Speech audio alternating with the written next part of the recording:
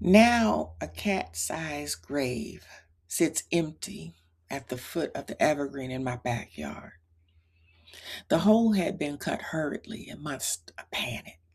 My daughter's sobbing had mixed with the soft flakes that were still falling. Snow came early that year. Her slippered feet muddied and half effectual on the heel of the shovel, while her boyfriend shifted awkwardly from boot to boot, watching.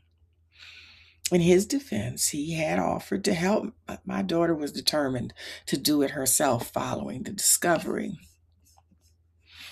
My daughter had asked me, "Ma, have you seen Jacques?" I noted over a cup of tea just the day before that it had been some time since I'd seen that cat.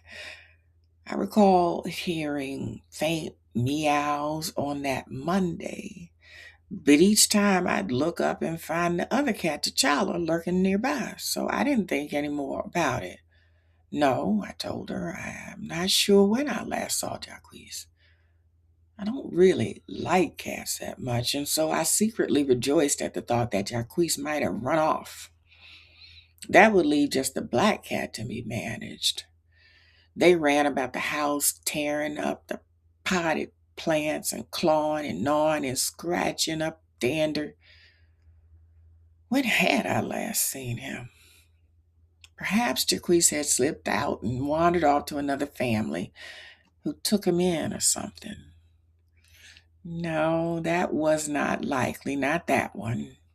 Jacques was a scaredy cat, startling at the sight of his own reflection. The slightest movement sent him scampering into the shadows, which is why it took so long for us to miss him. After some time, my daughter returned, saying, "I can't find him, Ma. I've been looking, but I can't find him." And she was hesitant to ask, but worked up the courage and she said, "When did you put that door on the crawl space?" It had been more than a week before the really cold snap. I didn't want to tell her that I had that door installed that long ago, so I hedged. I said, "I'm not sure. Why don't you ask your boyfriend to pull the door off and check and see if Jacques is hiding in there somewhere among the boxes?" I was sitting next to my partner watching a movie when the wailing began.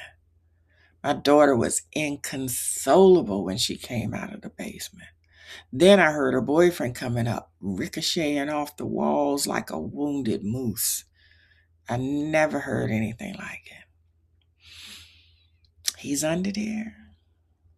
I asked. Her boyfriend nodded. My partner reached for the remote, wanting to turn up the volume so that he could hear the movie over the racket, but then he thought better of it. My daughter and her boyfriend had moved into the kitchen, but you could still hear clearly. She kept yelling, "Jacques is dead. I was supposed to take care of him and I killed him." I sat there shaking my head, hoping to stay out of the matter. I watched the movie but could only make out pieces of the dialogue above the wailing. My partner leaned over to me. "How long do you think this will go on?" After a good while, when the pitch of the wailing had dialed back a bit, I went to my daughter. As I approached, she told me, "I killed him, Ma."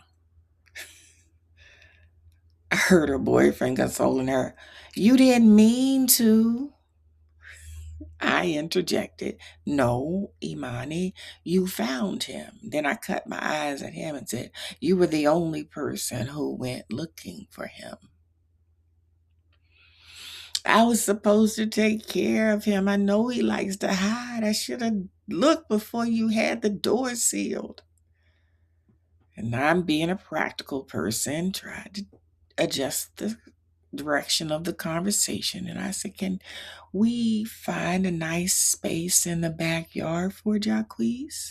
Then I turned to her boyfriend and I said, "Do you think you could go downstairs and get Jacques and clothes the door back up so that the dog or T'Challa don't find him in there? Imani's crying just picked up, and she took a breath and she said, "Ma, can you say a few words when we bury him?"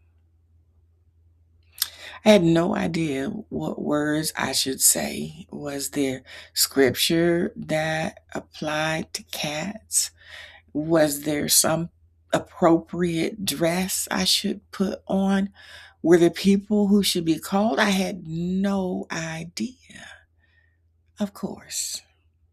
That's the only answer I could give. Of course. That's what I had to say. So Imani got up and ran to the shed to find the shovel. Then she found a spot and began digging. Never mind her pajamas and slippers. Never mind the snow and the blanket of leaves. Never mind the snow still falling or the cold. My daughter was going to dig that hole for Jacque's grave. I found a large piece of old drapery cloth to wrap Jacques in for when they pulled him out of there. And Imani held the flashlight. Her boyfriend crawled up in that space. Then she dropped the flashlight and went rolling across the floor because her boyfriend was screaming. He scuttled backwards like a crab out of the crawl space. Fear had Imani frozen, and her eyes were fixed, intent on the opening. And without the flashlight, the darkness was impenetrable. And I rushed over, and my partner rushed downstairs just in time to see Jacques walk out of the crawl space, perturbed in the picture of health. My boyfriend said, "You mean to tell me no one checked to see if the cat was actually dead before digging a grave?" My daughter was exclaiming, "You Lord of the Underworld."